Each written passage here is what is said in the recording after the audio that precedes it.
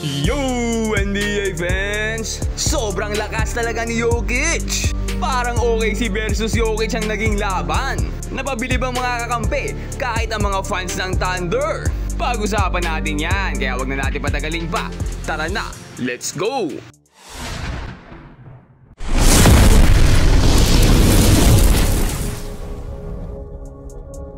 Magandang start para sa OKC sa first quarter ng laro.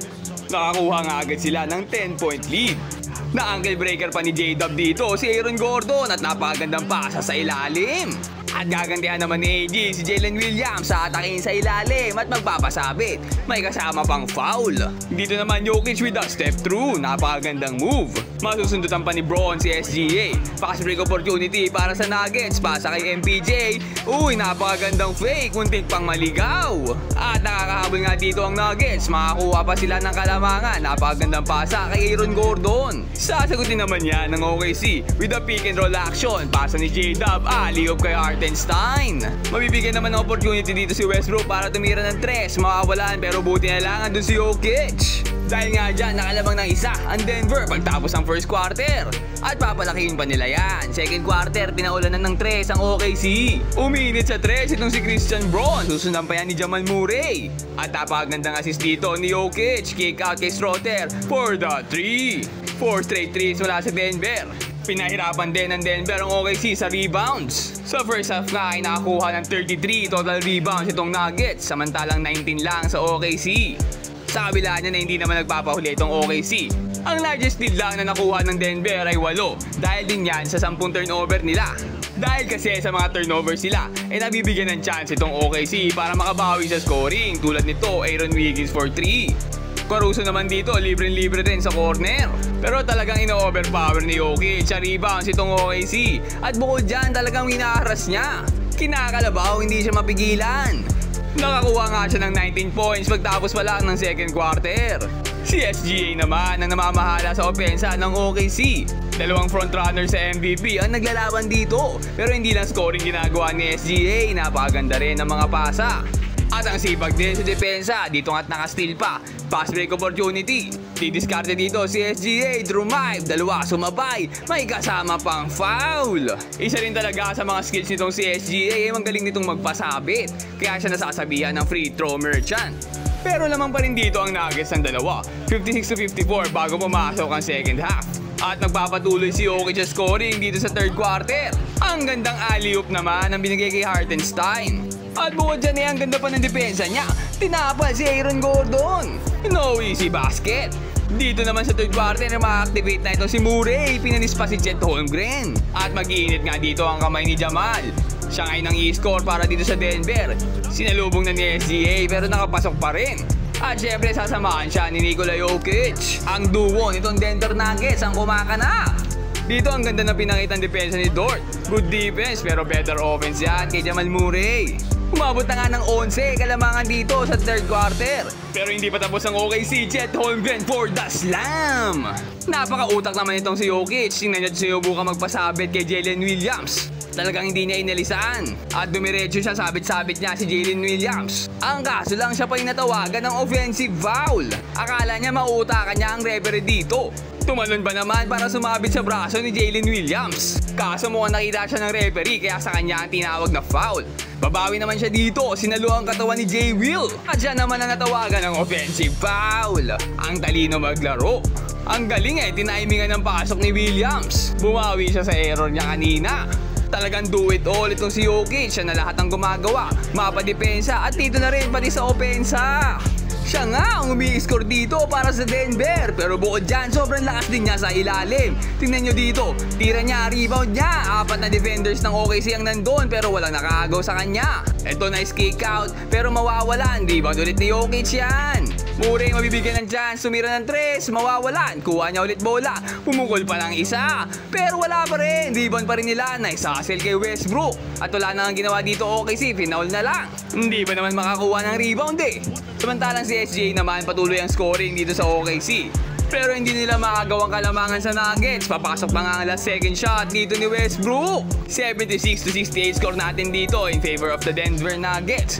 8-point lead. Jokic naman dito may 31 points na at 12 rebounds pero hindi pa siya tapos. Hindi madepensahan itong si Jokic. Double digit nga kalamangan dito ng Nuggets pero ito na si Lu Dort. Kumana sa 3 out of 4 threes ang binitawan, magkakasunod. Nakahabol nga dito ang OKC, dalawa na lang ang kalamangan. Nakabawi na ang OKC, tumira pa ng 3 dito si SGA. Lu Dort na naman, napakagandang hustle. Balik dito kay J. Will, napakagandang fake. Makikita si Holmgren sa ilalim. Hindi na nakatalon si Jokic. Nakascore naman ulit Nuggets dito pero babawin niya ni Hartenstein, napakagandang follow-up. At ito na si SGA. Didiskarte para sa OKC. Napakagandang spin move. Panglamang! OKC leads by 2. Kawawa naman dito si Jokic para sa Denver. Literal na siya na lang yungumi-score dito sa fourth quarter. Natapal pa ni Holmgren si Murray. Ito second chance para kay Murray. Pero pinasa niya kay Christian Braun. Mawawalan din. Buti na lang na-rebound ni AG. Balik ulit kay Jamal. Nagsiset ng play. Gusto ng ISO against kay Hartenstein. Nakalusot. Pero tatapal na naman. Buti andun si Jokic. Na-reboundan yung 4 sa ilalim. Tie ball game ulit dito. Pero ito na si SGA. Napakagandang alley-oop kay Hartenstein. Tinamaan naman ni Jokic sa baba si Hartenstein at napakagandang floater. All 100 ang score. Ang gandang step back ni SGA. At sumabit itong si Murray. Hindi siya makapaniwala. Kinain ng landing spot nitong si SGA. Pumasok pa ang tira niya. Ay pasok niya nga free throw. Lamang 3 dito ang OKC. Jokic dito kinukuha si Chet Holmgren. Mas kaya niya kasi ito kumpara kay Hartenstein. At nakuha nga niya gusto niya. Naibigay sa kanya dito si Chet. Muntik pa ma-turnover. Few seconds left sa shot clock. Jokic, napilitang hawakan ng bola. Wala nang choice, tinira na lang. Ay pumasok pa. Napakalupit. Kahit yung bench, pati yung mga fans, hindi makapaniwala. Grabe naman kasing third na round 3 yun. Off balance fade away pa. Pakanan na yun pero pumasok pa. 44 points dito si Nikola Jokic. Tabla ulit ang score pero ito si SGA, di na double team. Dahil dyan na-open si J-Dub sa corner, ay patay kayo dyan. 106-103 score natin dito. Jokic ulit. Inaararo si Hartenstein pero naisipan niya ditong ipasa ang bola. Pinasa kay MPJ, nawalan. Rebound ni J-Dub, nice hustle. 3-point lead OKC, SGA na naman. Ay nalibre sa 3. Bang! Bakit hindi nyo binantayan? 6 na kalamangan ng OKC, under 1 minute left. Double team dito kay Murray, muntik pa makagaw ang bola. Chet nang babantay dito kay Jokic. Pero hindi niya pinilit dito, pinasa kay MPJ at ayun na airball. Buti na lang ay natapik ni Lu Dort palabas. Another chance para dito sa Nuggets, under 30 seconds left. AG tumira na ng 3 pero nawalan. Rebound ni SGA. At wala ng choice dito ang Denver kundi foul na lang si SGA. At may papasok nga ni SGA ang unang free throw. Dito meron na siyang 30 points. Matindi talaga to at pumasok pa ang second free throw, 31 points na. Dito bago pa may nakascoreboard kay Jokic, napakagandang drive ni Murray. Pero bitin na yan. Huli na ang lahat dahil ubus na ang oras. Grabing comeback dito ng OKC. Nakahabol sa fourth quarter bigla. Nag-init si Lu Dort. Natapos nga laro sa score na 112-105 in favor of the OKC. Pagod na pagod si Jokic, buhatin dito ang Denver. 13 points sa fourth quarter. Samantalang total team effort naman para sa OKC. 5 nga sa starters ng OKC ang nakakuha ng double digit points. Kasama pa ang 31 points dyan ni SGA. At nagambag din dyan si Caruso ng 13 points off the bench. 6 sa player nila ang meron double digits. 44 points naman and 15 rebounds para kay Jokic. Double-double. Nakapagambag naman dito si Murray ng 28 points. Pero nabitin sila. Paano ba naman kasi? MPJ wala nang ibang ginawa kundi tumira. Naka 2 points lang.